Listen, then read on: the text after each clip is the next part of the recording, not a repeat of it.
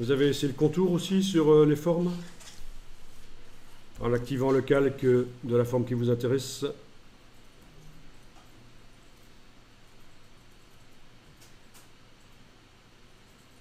Voilà, les contours.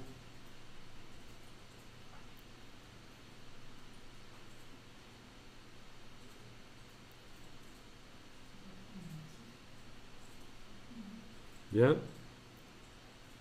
On peut mettre aussi des dégradés sur les contours. Vous avez ça, hein. Et sur les fonds aussi, bien sûr.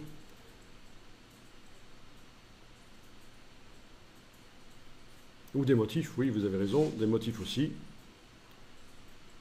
Notamment un qu'on a utilisé hier, les petits jambons. Voilà. Ok. Alors, je vous donne une astuce ici. On va voir si sur le PC ça marche, mais en tout cas, sur le Mac, ça marche.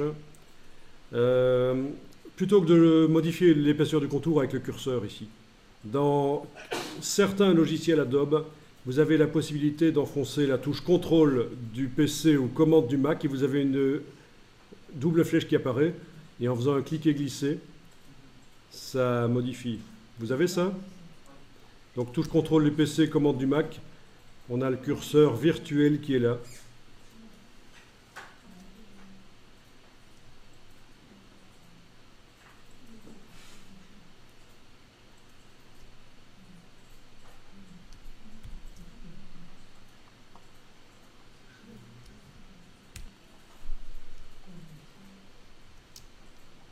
Dans Illustrator, ce sera évidemment beaucoup plus puissant. On pourra faire des contours multiples, plein de fonds, plein de contours, les décaler les uns par rapport aux autres. Vous allez voir, c'est hyper puissant Illustrator. Ce qu'on voit ici dans Photoshop, c'est vraiment rikiki par rapport à ce que Illustrator peut faire.